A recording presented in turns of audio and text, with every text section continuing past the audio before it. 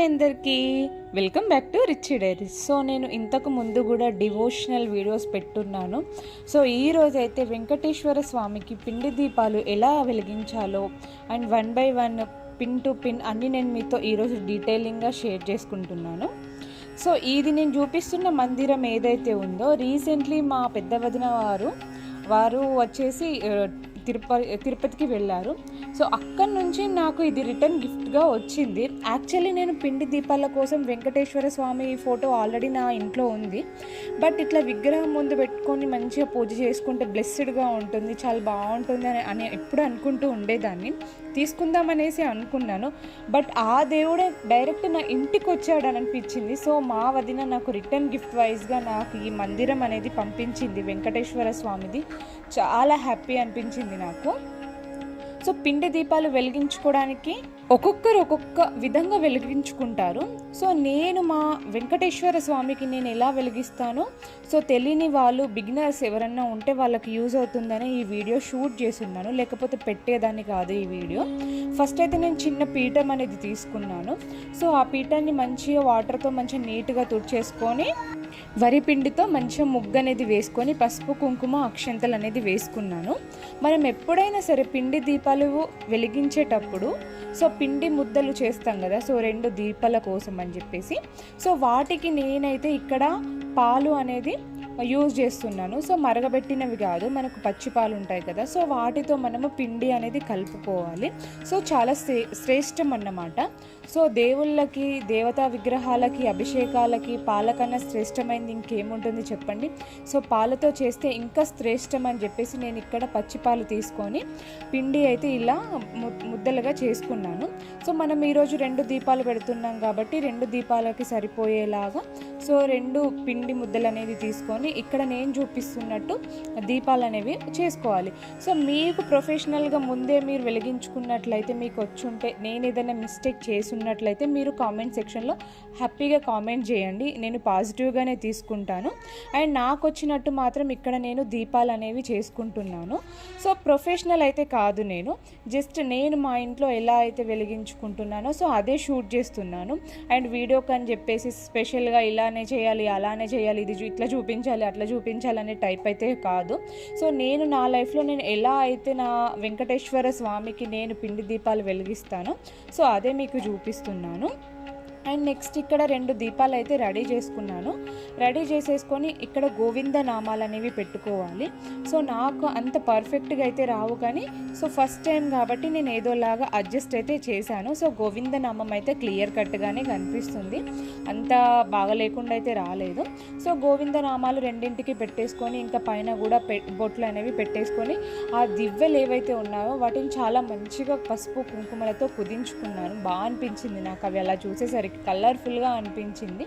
Next నేను ఇంతకుముందు ఏదైతే మందిరం గురించి, నా వెంకటేశ్వర స్వామి విగ్రహం గురించి చెప్పానో సో దాన్ని మంచిగా నీట్గా వాటర్తో వాష్ అయితే చేసేసుకొని ఇక్కడ గంధంతో బొట్లు అనేవి పెట్టుకుంటున్నాను. మనం ఏవైతే గంధంతో బొట్లు కుంకుమ పెట్టుకుంటామో ఇంకా అవి పెట్టంగానే చాలా కలగా అనిపిస్తాయి. దేవుడు పట్టాలైనా కానివ్వండి, మనమైనా కుంకుమ బొట్టు, ఆడవారు కుంకుమ బొట్టు పెట్టుకున్నప్పుడు చాలా మంచిగా కలగా కనిపిస్తారు. సో నేనైతే మా విగ్రహానికి ఇలా కుంకుమ బొట్లతో చాలా నీట్గా అలంకరించుకున్నాను. సో నేను దీనికన్నా ముందే నేను ఏదైతే మా దేవుని గదిలో దేవుని పటాలు ఏవైతే ఉన్నాయో సో వాటికి నేను ఫస్టే మంచిగా వాటర్తో చేసుకొని మంచిగా గంధం కుంకుమ బొట్లు పెట్టుకున్నాను. అవి ఓల్డ్వి కాదండి, నేను పూజ చేస్తున్నానంటే టైం టేకింగ్ ప్రాసెస్ అయినా నాకు రిచ్ ఉన్నా కానీ సో నేను వాడికి కడుపు నిండా అన్నం పెట్టి నన్ను విసిగించకుండా వాడికి మంచి టాయ్స్ ఇచ్చేసి నేను ప్రశాంతంగా పూజ గదిలో కూర్చొని పూజ చేసేసుకుంటాను. సో దేవుని పటాలన్నీ నీట్గా చేసుకొని వాటికి గంధం కుంకుమ బొట్లు అనేవి మంచి చక్కగా పెట్టుకున్నాను. సో నాకు ఇంతకు ముందు వెంకటేశ్వర స్వామి యొక్క మంచి ఫోటో కూడా ఉంది పైన. ఈ ఫొటోసే కాకుండా కొంచెం పైనలో నేను ఆ ఫొటోస్ అనేవి పెట్టుకున్నాను. ఇంక ఇక్కడ నేను దీపాల కోసం అని చెప్పేసి తమలపాకులు అయితే తీసుకున్నాను. సో తమలపాకుల కన్నా శ్రేష్టమైనది ఇంకేముంటుంది చెప్పండి. సో దీపాలు పెట్టుకునే వాళ్ళు ఇత్తడివి కానీ రాగివి కానీ ఇలా దీపాంత కుందెలు ఉంటాయి కదా, సో వాటిళ్ళల్లో మనం ఏవైతే తయారు చేసామో పిండి దీపాలు అవి పెట్టేసి వాళ్ళు వెలిగిస్తూ ఉంటారు. సో ఎవరి ఇష్టం వాళ్ళది, కానీ మనం వెలిగించే దీపాన్ని మాత్రం చాలా చక్కగా నిష్టగా శ్రద్ధతో ఎలాంటి నెగటివ్ థింకింగ్ కానీ ఎలాంటి ఆలోచనలు కానీ లేకుండా, మనసులో కల్మషం లేకుండా స్వచ్ఛమైన మనసుతో మాత్రమే ఈ దీపాలు అనేవి వెలిగించుకోవాలి. అప్పుడే మనం పెట్టిన యొక్క దీపానికి అర్థం, పరమార్థం, సార్థకత ఉంటుందండి. సో నేనైతే ఇక్కడ తమలపాకులు అనేవి తీసుకున్నాను.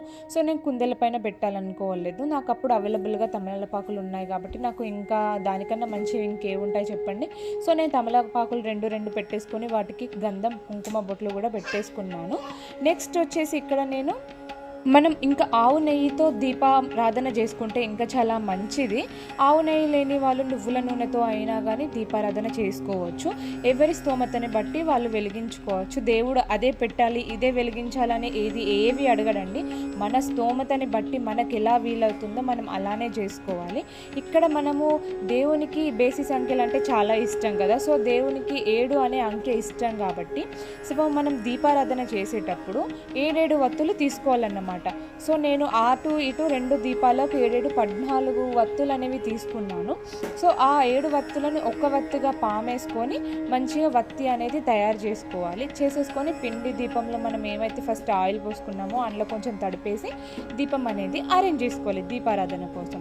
సో మనం ఎప్పుడైతే దీపారాధన చేస్తామో అది ఇంట్లో అయినా కానివ్వండి, ఇలాంటి స్పెషల్ పూజలప్పుడైనా కానివ్వండి, మనం ఎప్పుడైనా ఏకవత్తిని మాత్రమే ఉపయోగించాలి. ఏకవత్తి ఉపయోగించని ఎడల మనం ఏదైతే అగరబస్తీ ఉంటుందో సో అగరబస్తీని వెలిగించుకొని దానితో దీపారాధన చేసుకోవాలి. బట్ ఎప్పుడైనా కానీ కొవ్వొత్తులతో అండ్ అగ్గిపుల్లలతో ఇలాంటి వాటితో అస్సలు దీపారాధన చేయకూడదు. మనం ఎప్పుడైనా కానీ ఏకవత్తి లేకపోతే అగరబత్తితో మాత్రమే దీపారాధన అనేది చేసుకోవాలి. సో ఇక్కడ నేనైతే సక్సెస్ఫుల్లీ నా దీపారాధన అయితే చేసేసుకున్నాను. అండ్ యాజ్ యూజువల్ నేను ఇంట్లో కూడా ఎలా అయితే దీపాలు పెట్టుకుంటున్నానో ఆ దీపాలు కూడా వెలిగించుకున్నాను. పైన కనిపిస్తుంది కదా, అది నా వెంకటేశ్వర స్వామి ఫోటో. నేను దానికి చాలా బాగా పూజ అనేది చేసుకుంటాను. పైన ఉన్న 2 వెండి ఫోటోలు మాత్రం అవి నాకు మా చిన్న వదిన గిఫ్ట్ చేసింది నా పెళ్ళైన కొత్తలో. అండ్ ఈ యొక్క పూజ అయితే ఇలా కంప్లీట్ అయితే అవుతుంది. అండ్ దెన్ నెక్స్ట్ ఇక్కడ ధూపం అనేది వేయాలి. దేవునికి ధూపం అంటే చాలా ఇష్టం. ఎందుకంటే ధూపం వేస్తే కూడా ఇంట్లో ఉన్న నెగిటివ్ ఎనర్జీ అంతా పోయి పాజిటివ్ ఎనర్జీ అనేది వస్తుంది. మనకు కూడా ఏవైనా నెగిటివ్ థింకింగ్స్ ఉన్నప్పుడు అవన్నీ పోయి పాజిటివ్ థింకింగ్స్ అనేవి వస్తాయి. సక్సెస్ఫుల్లీ పూజ అయితే ఇలా చేసుకోవాలండి.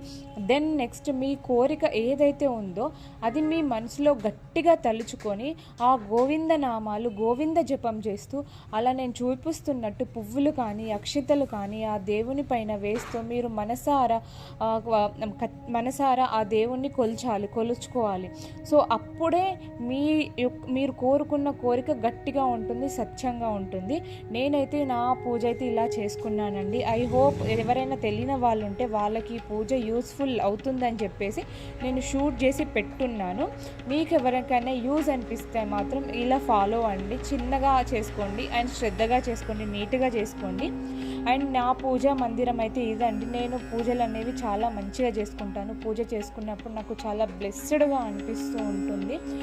అండ్ ఐ హోప్ ఈ వీడియో మీకు నచ్చుంటే కనుక, మీకు యూస్ఫుల్ అయితే కనుక కింద కామెంట్ సెక్షన్లో కామెంట్ చేయండి.